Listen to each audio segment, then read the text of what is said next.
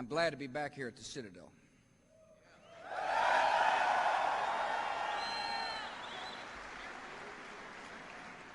I have come to talk about the future security of our country in a place where I took up this subject 2 years ago as candidate for president. In September 1999, I said here at the Citadel that America was entering a period of consequences that would be defined by the threat of terror,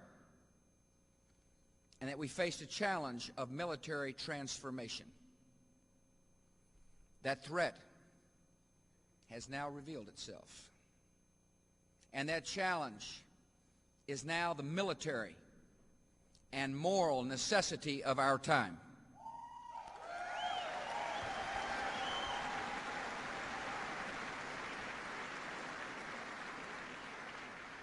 So today I will set forth the commitments essential to victory in our war against terror. I want to thank Major General John Grinnells for his hospitality. I want to thank the Citadel Board of Visitors, the staff, and the faculty. I understand the governor's here. And I know my friends, the Lieutenant Governor, the Speaker, and the Attorney General are here, and it was great to have seen them at the airport. I thank my friend, Adjutant General Stan Spears, for being here. I'm grateful that Senator Hollings and members of the South Carolina congressional delegation flew down on Air Force One. I only wish that the senior senator was on the airplane so I could have wished him a happy 99th birthday.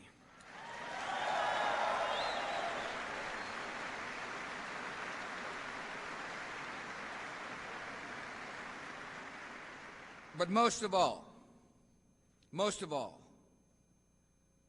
I want to say how much I appreciate being in the presence of some of America's finest, the South Carolina Corps of Cadets of Citadel.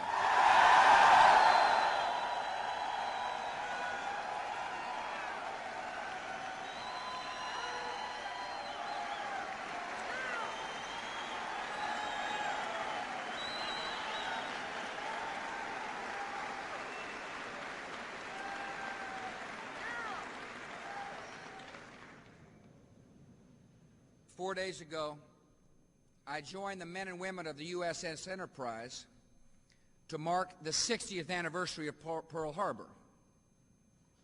December 7th, 1941 was a decisive day that changed our nation forever. In a single moment, America's splendid isolation was ended, and the 4 years that followed transformed the American way of war. The age of battleships gave way to the offensive capability of aircraft carriers. The tank, once used only to protect infantry, now served to cut through enemy lines. At Guadalcanal and Normandy and Iwo Jima, amphibious warfare proved its worth. And by war's end, no one would ever again doubt the value of strategic air power. Even more importantly, an American president and his successors shaped a world beyond a war. They rebuilt Europe with the Marshall Plan, formed a great alliance for freedom in NATO, and expressed the hope of collective security in the United Nations. America took the lead, becoming freedom's defender and assuming responsibilities that only we could bear. September the 11th, 2001. 3 months and a long time ago set another dividing line in our lives and in the life of our nation. An illusion of immunity was shattered. A faraway evil became a present danger, and a great cause became clear. We will fight terror and those who sponsor it to save our children from a future of fear.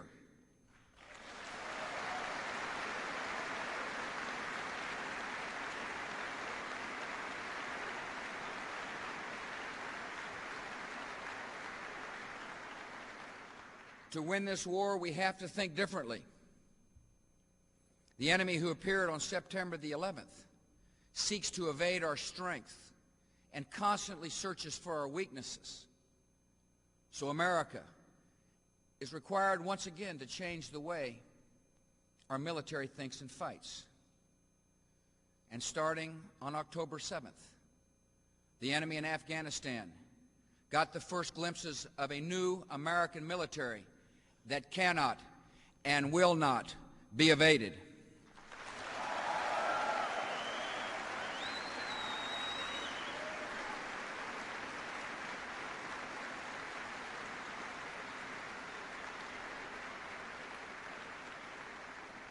When I committed U.S. forces to this battle, I had every confidence that they would be up to the task, and they have proven me right.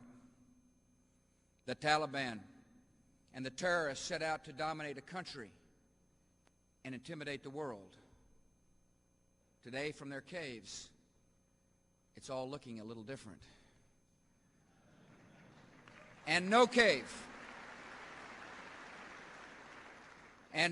is deep enough to escape the patient justice of the United States of America.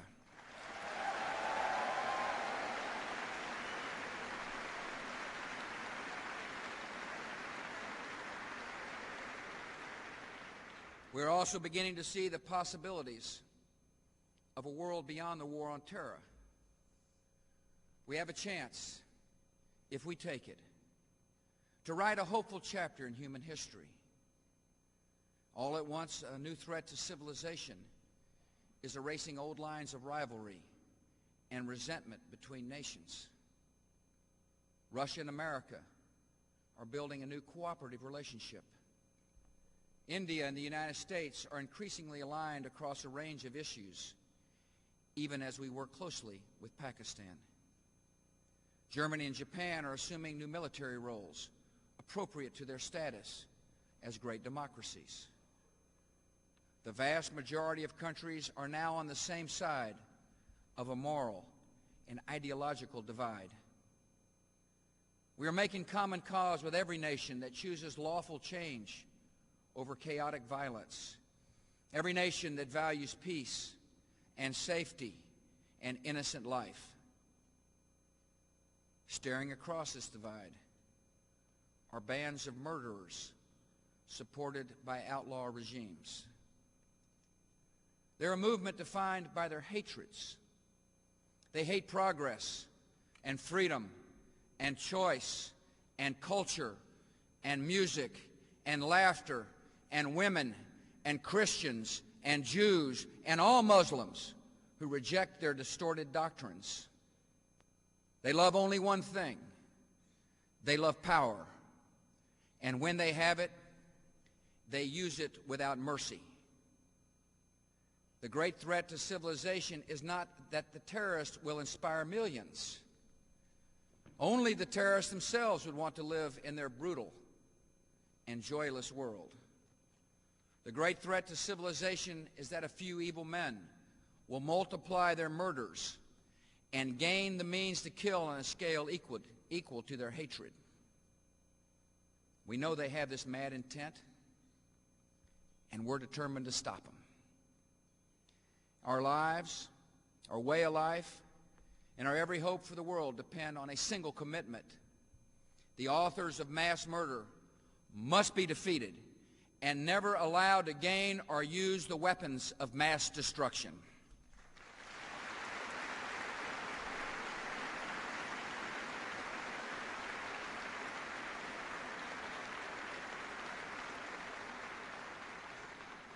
America and our friends will meet this threat with every method at our disposal.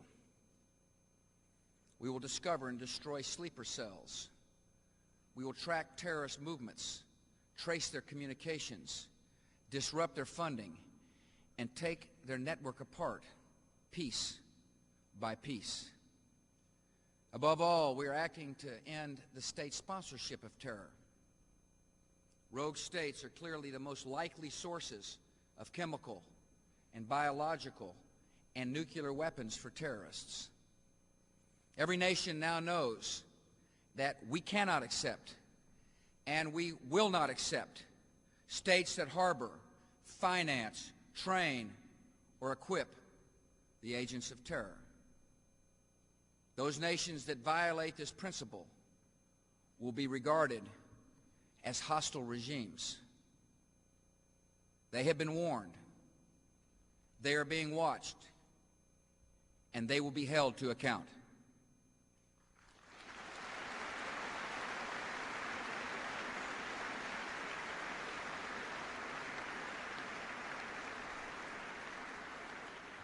Preventing mass terror will be the responsibilities of presidents far into the future. And this obligation sets three urgent and enduring priorities for America. The first priority is to speed the transformation of our military.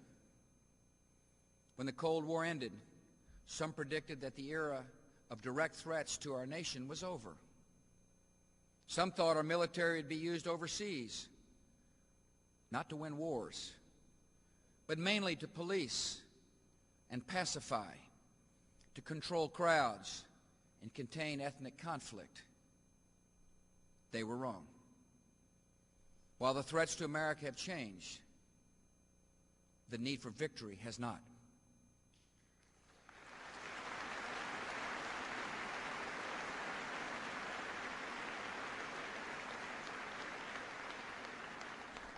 We are fighting shadowy, entrenched enemies, enemies using the tools of terror and guerrilla war. Yet we are finding new tactics and new weapons to attack and defeat them. This revolution in our military is only beginning, and it promises to change the face of battle. Afghanistan has been a proving ground for this new approach. These past 2 months have shown that an innovative doctrine and high-tech weaponry can shape and then dominate an unconventional conflict. The brave men and women of our military are rewriting the rules of war with new technologies and old values like courage and honor. And they have made this nation proud. Our commanders are gaining a real-time picture of the entire battlefield and are able to get targeting information from sensor to shooter almost instantly. Our intelligence professionals and special forces have cooperated in battle-friendly with battle-friendly Afghan forces. Fighters who know the terrain, who know the Taliban, and who understand the local culture. And our special forces have the technology to call in precision airstrikes, along with the flexibility to direct those strikes from horseback in the first cavalry charge of the 21st century.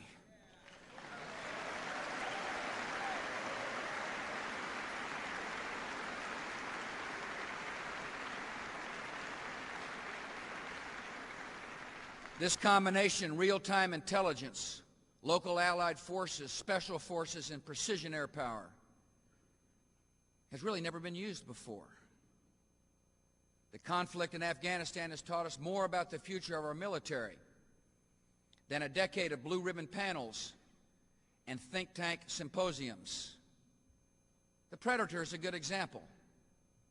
This unmanned aerial vehicle is able to circle over enemy forces, gather intelligence, transmit information instantly back to commanders, then fire on targets with extreme accuracy.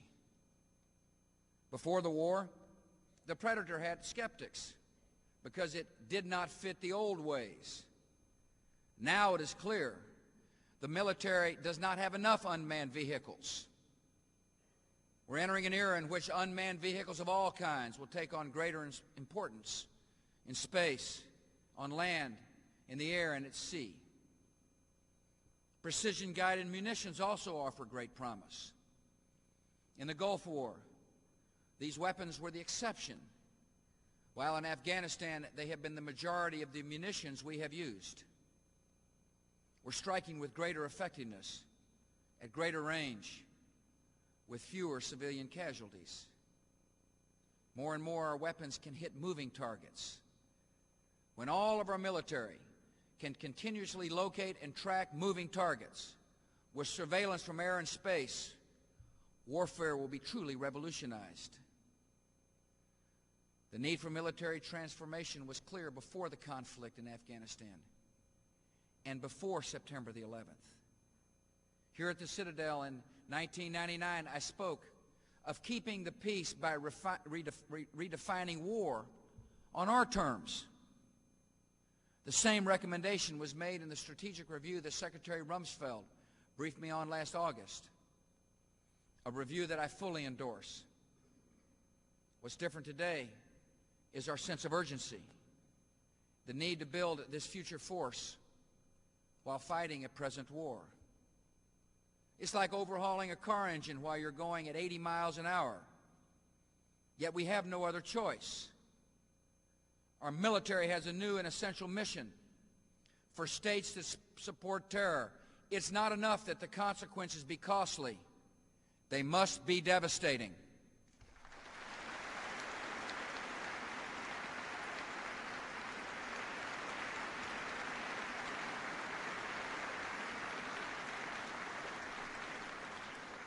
The more credible this reality, the more likely that regimes will change their behavior, making it less likely that America and our friends will need to use overwhelming force against them.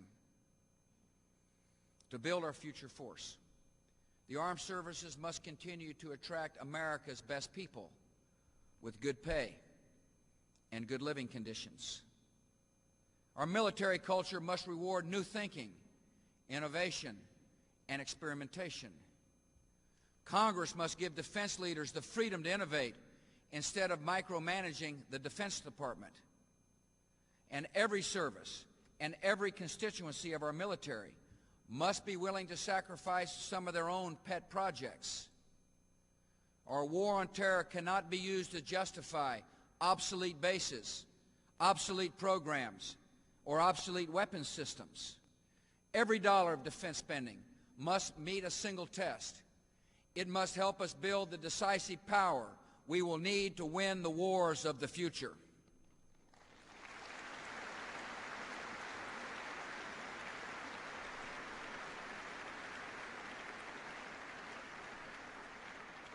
Our country is united in supporting a great cause and in supporting those who fight for it.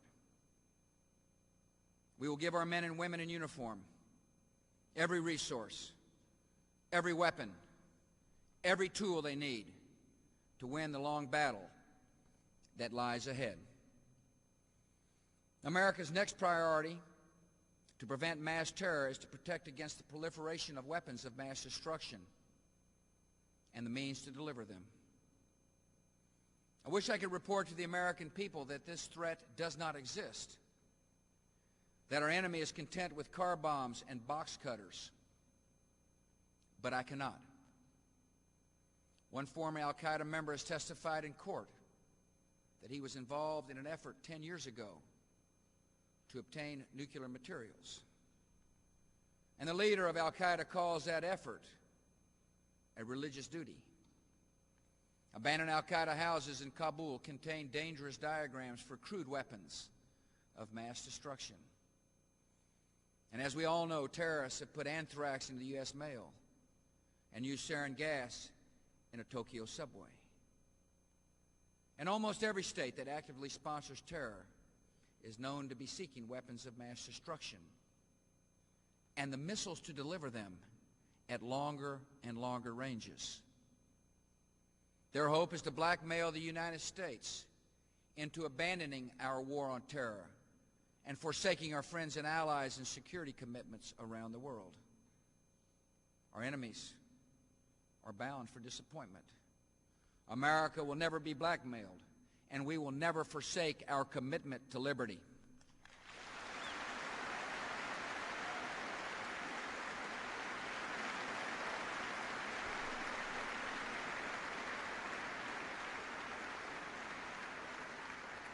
To meet our new threats, I have directed my National Security Advisor and my Homeland Security Director to develop a comprehensive strategy on proliferation. Working with other countries, we will strengthen non-proliferation treaties and toughen export controls. Together, we must keep the world's most dangerous technologies out of the hands of the world's most dangerous people. A crucial partner in this effort is Russia, a nation we are helping to dismantle strategic weapons, reduce nuclear material, and increase security at nuclear sites. Our two countries will expand efforts to provide peaceful employment for scientists who formerly worked in Soviet weapons facilities. The United States will also work with Russia to build a facility to destroy tons of nerve agent. I will request an overall increase in funding to support this vital mission. Even as we fight to prevent proliferation, we must prepare for every possibility. At home, we must be better prepared to detect, protect against, and respond to the potential use of weapons of mass destruction. Abroad, our military forces must have the ability to fight and win against enemies who would use such weapons against us. Biodefense has become a major initiative of ours. This year, we've already requested nearly $3 billion additional dollars for biodefense, more than doubling the level of funding prior to September the 11th. The attacks on our nation made it even more clear that we need to build limited and effective defenses against a missile attack.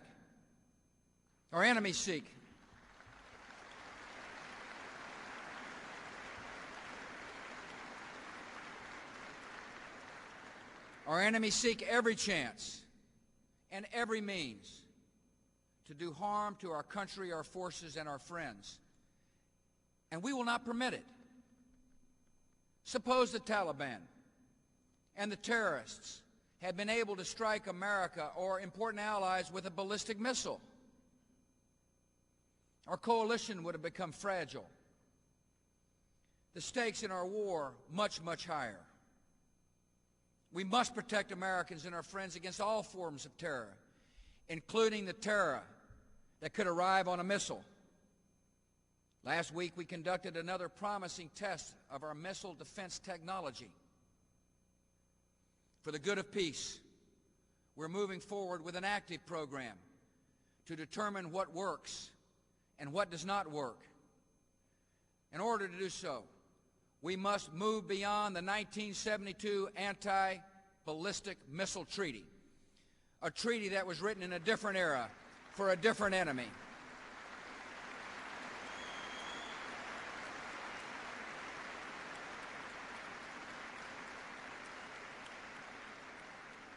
America and our allies must not be bound to the past. We must be able to build the defenses we need against the enemies of the 21st century. Our third and final priority in the fight against mass terror is to strengthen the advantage that good intelligence gives our country. Every day I make decisions influenced by the intelligence briefing of that morning. To reach decisions, a president needs more than data and information. A president needs real and current knowledge and analysis of the plans, intentions, and capabilities of our enemies. The last several months have shown that there is no substitute for good intelligence officers, people on the ground. These are the people who find the targets, follow our enemies, and helped us disrupt their evil plans. The United States must rebuild our network of human intelligence.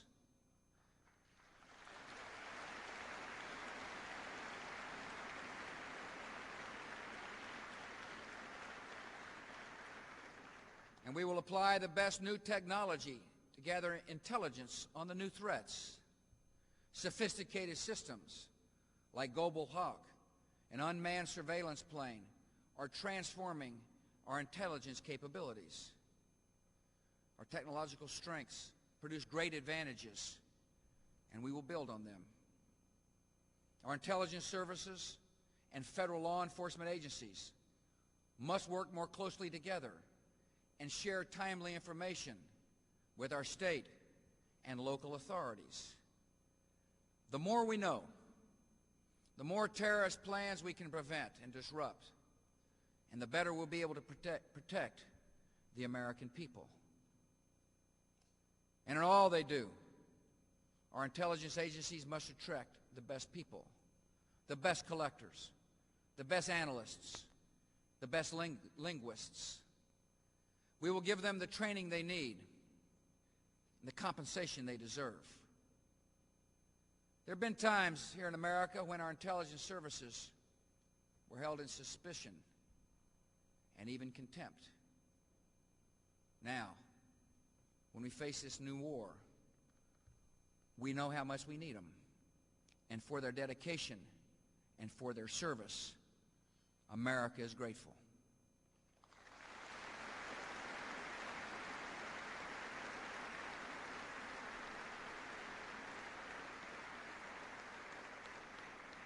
We're also grateful to you, the students of the Citadel.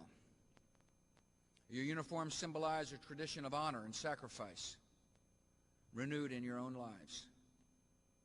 Many of you will enter our military, taking your place in the war against terror. That struggle may continue for many years, and it may bring great costs.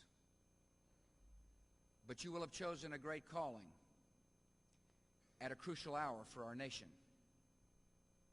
The course we follow is a matter of profound consequence to many nations. If America wavers, the world will lose heart. If America leads, the world will show its courage. America will never waver. America will lead the world to peace.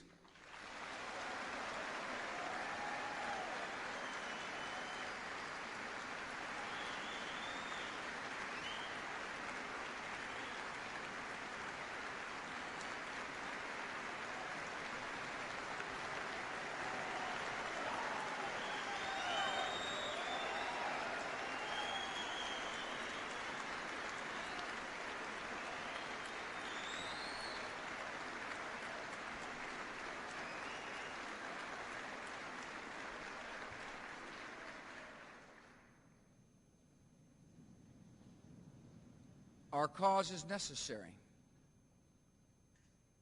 Our cause is just. And no matter how long it takes, we will defeat the enemies of freedom.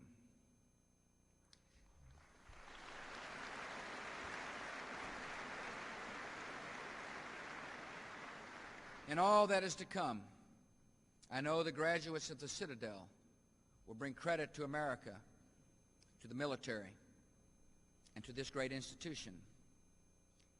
In the words of your school song, you will go where you've always gone, in the paths our fathers showed us, peace and honor, God and country. We will fight for thee. God bless.